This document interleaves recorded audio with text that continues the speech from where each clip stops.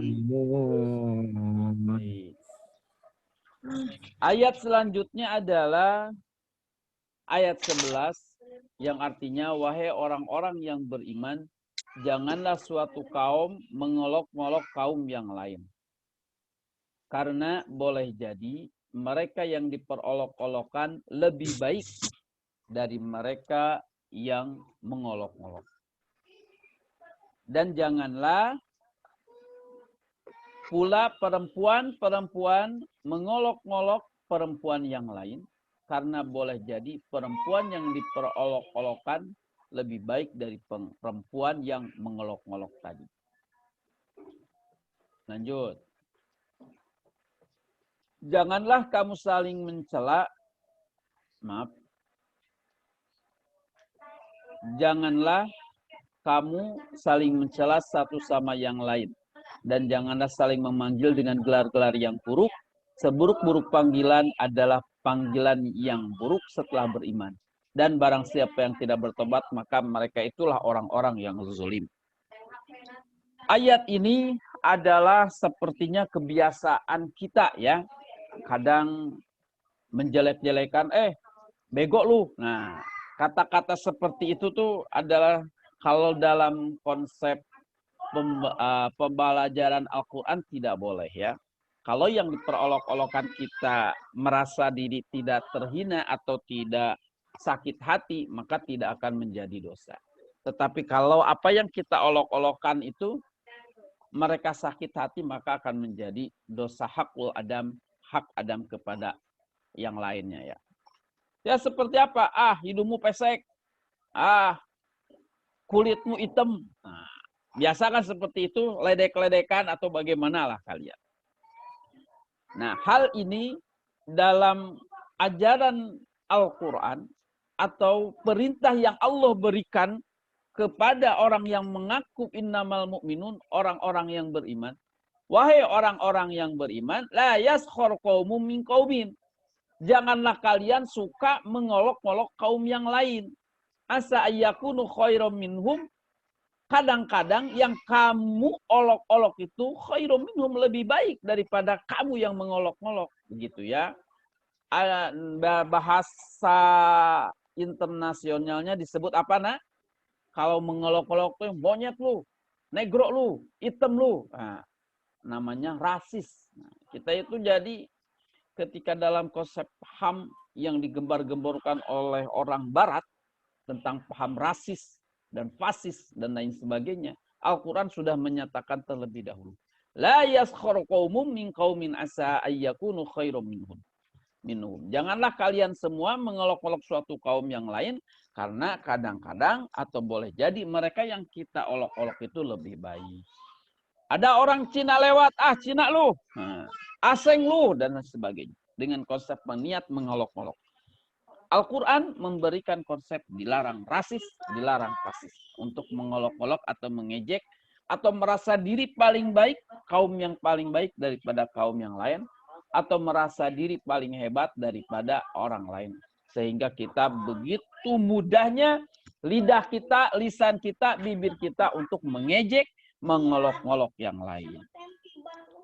Yang selanjutnya, wala nisa'um min nisa'in asa ayyakunna khairum minhum. Dan janganlah wahai para perempuan mengolok-olok perempuan yang lain. Karena kadang-kadang atau boleh jadi orang perempuan yang diolok itu lebih baik daripada kamu. Kenapa ini perempuan yang dijadikan sebuah teks tertulis langsung ya, letter luck-nya itu perempuan. Karena ya maaf nih para siswi-siswi, ya mungkin saja para siswi lebih mudah mengeluarkan bicaranya, mulutnya untuk mengolok-olok teman perempuan yang lain. Begitu ya. Mudah-mudahan kalian dengan mengetahui ayat ini bisa sedikit merem mulutnya untuk mengejek, mengolok-olok teman-temannya. Hitam lu, pesek lu, apalagi lah dan lain sebagainya. Artinya kalau bahasa kita di dunia pendidikan itu saling bulian ya, saling membuli. Jadi dilarang membuli seseorang. Ini dalam konsep Al-Quran ini adalah oral, jadi mulut ya, membulinya bukan dengan sikap, tapi ini dalam konsep pelajaran ayat 11 ini adalah mulutnya. Jadi bicara kita jangan sampai membuat orang lain terganggu hatinya, merasa tersakiti hatinya karena olok-olokan atau ejek-ejekan yang kita keluarkan. Itu ya. Para wanita, orang beriman jangan mengejek satu kaum, jangan mengejek perempuan yang lain. Mudah-mudahan kalian bisa memahami ayat ini, mudah lah dipahami ya, dan bisa kita amalkan. Mulut mungkin dalam dunia nyata. Dalam dunia maya apa ya, tangan kita, lidah kita, tangan-tangan ini, jari-jari ini. Jangan sampai mengejek temannya, jangan sampai nauzubillahi min dzalik, apalagi sampai memfitnah, menghina, mengolok-olok dengan WA, SMS atau apapun sehingga membuat sesuatu hal yang terjalin persahabatan baik karena tangannya, mulutnya tidak mampu mengerem untuk berbicara kasar, berbicara buruk, berbicara tidak baik, mengolok-olok, mengejek, dan lain sebagainya. Karena efeknya luar biasa ya nak. Kalau kalian tidak mampu mengerem seperti ini, biasa aja berbicaranya. Sebagaimana kita kan senangnya gitu, ngejek orang, ngolok-ngolok orang. Nah, makanya ada perintah dari Allah, la yaskhar qaumun, la wala nisa'un min nisa'in, juga jangan para perempuan mengolok perempuan yang lain. Lanjut. Wala talmizu anfusakum wala tanabazu bil alqab. Janganlah kamu saling mencela atau satu sama lain, dan janganlah saling wala tanabazu bil alqab, itu gelar-gelaran. Gelar-gelaran yang buruk. Ada teman kita pendek, disebutnya bonsai lu. Apa kalau manggil yang orang pendek itu?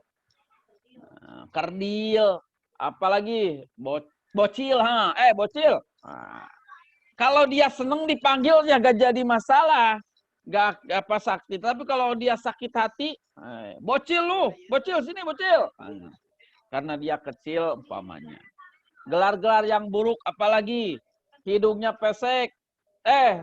Si pesek tuh datang tuh. Dari gelar yang buruk-buruk. Kemudian dia tinggi. Ini tiang listrik datang nih, tiang listrik. Gelar-gelar yang buruk ini janganlah kalian untuk menjadi panggilan yang menjadikan budaya ya. Tapi kalau gelar-gelar yang baik gak apa-apa. Cantik. Kalau ketemu teman kalian yang cantik, bagus kan? Cantik itu kan kata makna bagus. Ganteng. Itu pokoknya. Yang jelas larangannya adalah gelar-gelar yang buruk. Kalau kalian memanggil gelar-gelar yang baik, nggak jadi masalah, jadi pahala kan? Seneng orang yang kita panggil dengan panggilan-panggilan yang baik. Hei ganteng, hei manis, hei cewek cantik, gitu. Kalau umpamanya yang jelek-jelek, jangan ya gelar-gelar yang buruk. Nempesek lu. Apalagi lah lain sebagainya ya. Ini yang kedua. Jadi hikmahnya satu, wahai yang beriman, jangan mengolok suatu kaum.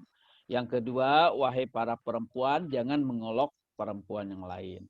Yang ketiga, janganlah kamu saling mencela. Ya, mencela.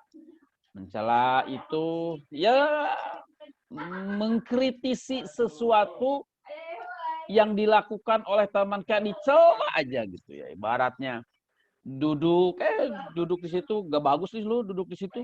Dicela aja, dia makan, dicela juga. Apa sih makan deket gue?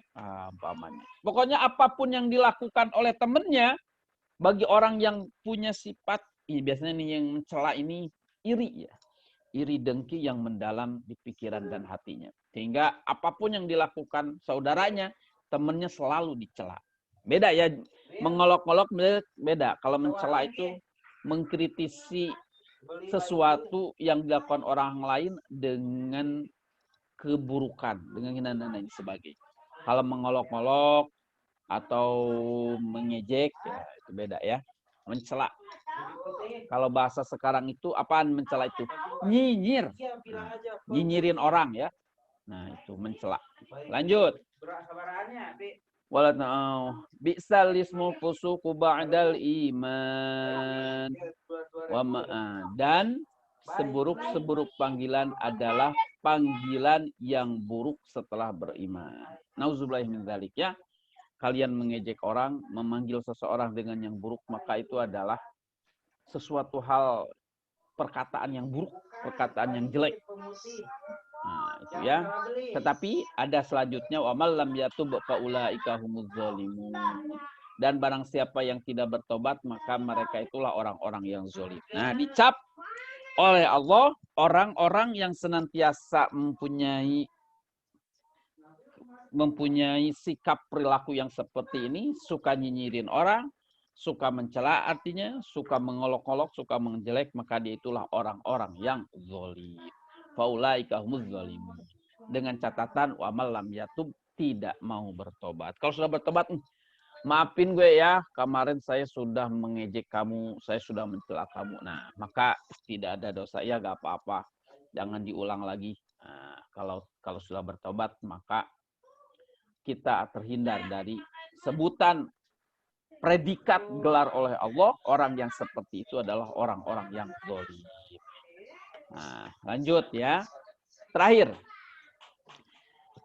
Ya ayyuhalladzina amanu jatanibu katsiran minadh-dhann inna ba'dadh-dhanni itsm wa la tajassasu wa la yaghtab ba'dukum ba'dha ayuhibbu ahadukum an ya'kula lahma akhihi maitan fakarihtumuh wattaqullaha innallaha tawwabur rahim. Wahai orang-orang yang beriman, ijtanibu katsiran minadh-dhanni. Ini ayat 3 terakhir ya. Jauhilah banyak dari prasangka, sesungguhnya sebagian prasangka itu adalah dosa. Prasangka itu kesimpulannya adalah berburuk sangka pada teman, berburuk sangka pada siapapun, pada orang tua dan lain sebagainya. Jadi suudzon aja, konsepnya ini suudzon aja. Apapun yang dilakukan oleh mereka itu, kalau orangnya julid, iri, maka di hatinya itu buruk aja, buruk sangka. Allah memberikan peringatan kepada kita bahwa kita harus menjauhi banyak-banyak dari prasangka. Karena bagian dari prasangka itu adalah dosa. Wala tajassasu wala yaghtab ba'dukum ba'dha.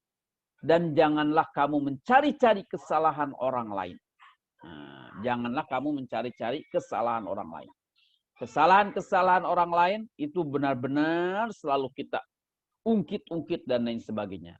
Ada yang suka mengungkit-ungkit kesalahan orang. Nah, jangan. Karena itu tidak boleh. Apalagi kalian umpamanya dengan orang yang paling dekat dengan kita. Dengan adik, dengan kakak, dengan orang tua, dan lain sebagainya. Malahan, aib orang pun dalam salah satu hadisnya, Rasulullah melarang kita untuk membuka aib orang. Janganlah kamu mencari-cari kesalahan orang lain. Jadi ini tukang fitnah, tukang gosip. Gosip yang buruk. Ya. Nah, nauzubillah min dzalik, janganlah kalian tukang seperti itu ya, dicari-cari jeleknya orang, dicari-cari aibnya orang, dicari-cari keburukannya orang. Maka itu adalah sesuatu hal yang buruk, yang jelek ya. Wala yaghtab ba'dukum ba'dha, dan janganlah di antara kamu menggunjing sebagian yang lain. Ini bergosip. Nah, bagaimana dengan mendengarkannya Pak Ustadz? Sama saja. Kalau kita senang menggunjing orang lain, mendengarnya, berbicaranya, maka sama saja. Apa yang diperingatkan oleh Allah? Ayuhibbu ahadukum ayyakula lahma akhihi maitan fakarihtumu. Apakah ada di antara kami suka makan daging saudaranya yang sudah mati? Fakarihtumu, maka kalian akan membencinya. Kalian akan jijik.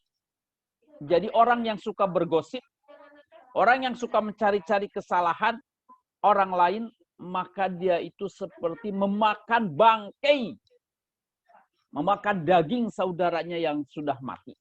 Jadi kita ini dianggap oleh Allah, orang-orang yang suka seperti ini, suka suudzon pada orang, mencari-cari kesalahan orang lain, suka menggosip, menggunjing-gunjing, maka itu orang yang melakukan itu oleh Allah diberikan predikat ayyakulal lahma akhi, orang-orang yang memakan bangkai, memakan daging saudaranya yang sudah mati. Jadi ibaratnya buruknya orang, kesalahan orang kita ungkit, kita bicarakan. Itu kan keburukan. Keburukan itu bangkai yang mati aibnya. Nauzubillahi min dzalik. Dan bertakwalah kepada Allah, sesungguhnya Allah Maha Penerima tobat lagi Maha Penyayang. Baik ya. Tugas yang kalian kolong adalah Bapak ingin mendengarkan bacaan surah ini, tapi tidak langsung. Bapak tunggu sampai hari Minggu ya. Kalian bisa ditulis, baca aja lah, gak usah nulis. Baca aja dari ayat 10, 11, 12 berikut dengan terjemahnya. Berikut dengan terjemahnya. Kirim lewat voice note. Baik ya. Sekali lagi itu aja. Untuk tugas sekarang Al-Qur'annya, bacaan Al-Quran berikut dengan tahfiz ya. Silakan persiapkan bacaan Al-Qur'annya, kemudian rekam berikut dengan terjemahnya ayat 10, 11, 12. Insya Allah untuk tahfiznya kita mulai dari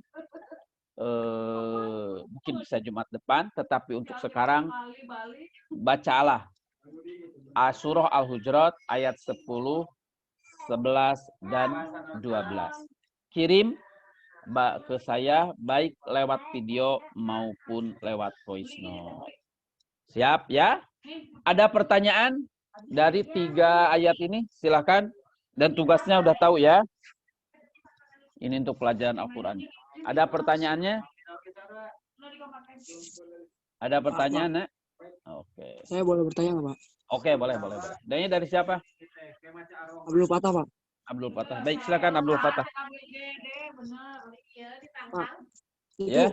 gimana sih, Pak? Kalau kita kan kita suka baca Al-Quran nih. Heeh. Maunya itu satu ayat tuh satu napas, Pak. Susah. Oke. Nah, ada namanya dalam kaidah ilmu tajwid itu al-waqfu wal ibtida. Ada bab al-waqfu wal ibtida, berhenti dan memulai. Jadi berhenti dan memulai, ada ilmunya. Karena bagusnya adalah kita satu ayat. Kalau ketemu satu ayat yang pendek, qul a'udzu birabbin nas, maka itu enak, tidak jadi masalah. Tetapi ketika ada ayat yang panjang, maka di situ ada aturan-aturan tajwid yang sudah diberikan. Yang namanya waqaf, boleh berhenti, harus berhenti, boleh berhenti, lebih utama sambung, boleh sambung, tapi lebih utama berhenti. Ada yang seperti itu. Jadi ada ilmunya. Dan di Al-Quran, apalagi Al-Quran produk Indonesia, itu ada tanda-tandanya kan di situ. Nah, kalau soli ini boleh berhenti, tapi lebih utama, lebih bagus sambung. Ini ada nih, sod dan lam. Nah, tapi kalau jaiz, itu boleh berhenti, boleh sambung, boleh ya. Tapi lebih utama berhenti, begitu. Jadi dalam konsep satu nafas, kalau harus tahu ilmunya, ada tanda-tanda waqaf ini boleh disambung ya, lebih utama. Ya ayyuhalladzina amanu jatanibu katsiran minadh-dhanni inna ba'dadh-dhanni itsmun wa la tajassasu wa la yaghtab ba'dukum ba'dha. Nah, itu enaknya ya. Tapi kan kita kemampuan napas kita masing-masing bisa. Jadi bagaimana konsepnya ya? Kita harus belajar, harus tahu tentang ilmu waqaf dan memulainya. Begitu ya, Nak ya. Bagaimana Fatah bisa dapat dimengerti untuk satu napas ini? Iya, Pak. Jadi Makasih, Pak. jadi kamu harus belajar tentang konsep wakaf ya, wakaf dan ibtida. Berhenti dan memulai. Insya Allah lah nanti kita pelajari, tapi dalam konsep kelas 10 tajwidnya nun mati, mim mati biasa begitu. Tapi untuk sekarang adalah tugasnya membaca surah Al-Hujurat ayat 10, 11, 12 berikut dengan terjemahnya, rekam boleh di voice note, kemudian kirim ke Bapak. Itu saja ya. Bagaimana yang lain? Ada pertanyaan lagi sebelum ditutup ya? Dan kalian kerjakan.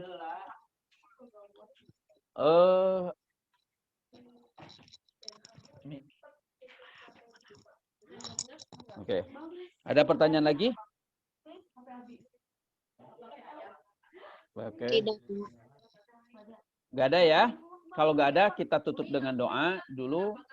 Insya Allah, alhamdulillah yang hadir pada kesempatan ini ada 16 anak ya.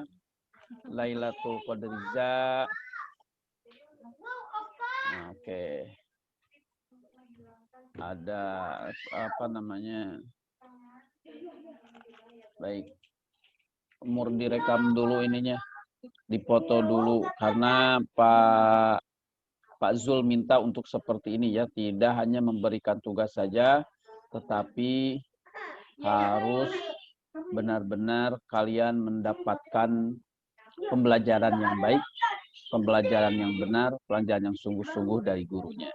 Jadi seperti itu, ada pembelajaran Al-Quran, juga ada pembelajaran tahfiz.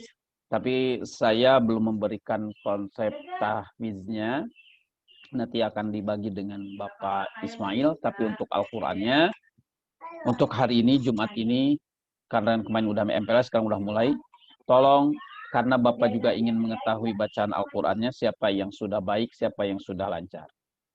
Jadi tugasnya hari ini, Bapak tunggu sampai hari Minggu, adalah sekali lagi, membaca surah Al-Hujurat ayat 1, ayat 10, 3 ayat sampai dengan ayat 12, berikut dengan artinya dan terjemahnya. Baik, kita tutup dengan doa. Allahumma sholli ala sayyidina maulana Muhammad. Allahumma arhamna bil Qur'an waj'alhu lana imama wa nura wa huda wa rahmah. Allahumma dzakkirna minhu ma nasina wa 'allimna minhu ma jahilna warzuqna tilawatahu ana al-laili wa atrafan nahar waj'alhu lana hujjatan ya rabbal alamin. Allahumma inna nas'aluka fahman nabiyyin wa hifdzal mursalin wa ghina bil ilmi wa zayyina bil hilmi wa akrimna bit taqwa wa jamilna bil afiyah. Allahumma anfa'na bima 'allamtana wa 'allimna ma yanfa'una wa zidna ilma bi rahmatika ya arhamar rahimin. Subhanaka Allahumma bihamdika asyhadu an la ilaha illa anta astaghfiruka wa atubu ilaik. Akhirul kalam. Wassalamualaikum warahmatullahi wabarakatuh. Waalaikumsalam warahmatullahi wabarakatuh. Oke, tugasnya ditunggu sampai hari Minggu ya, 3 hari ini. Ya, terima kasih semuanya. Nanti dikirim kemana Pak? Kirim ke HP Bapak, kan ada di situ di grup. Ada kan tuh? Ya, Bapak Yudi ya. Oke. Yuk. Dengan terjemahnya ya, dengan terjemahnya. Baik, yuk. Gak usah tafsiran, cukup dengan terjemahnya. Insya Allah kalian udah mengerti. Jadi bila ujian bisa lah mengerti. Yuk, assalamualaikum. Yuk kita lab. Yuk, sama-sama.